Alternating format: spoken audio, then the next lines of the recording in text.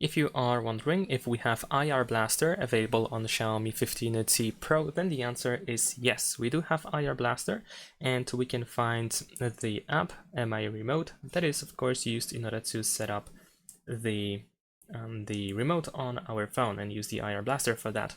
So if you want to set it up, you just have to go into the app over here and of course just follow the instructions, choose add remote and so on and so forth, and you should be able to choose the device and set it up quite easily.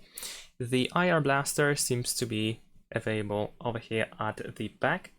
So if we try to set up the remote, there we go. Let's say I'm gonna choose TV. As you can see, we have to raise the phone, so this is the indicator that IR Blaster is available over here, which I assume is somewhere over here. I think this over here is the IR Blaster. I can actually see a little dot over here.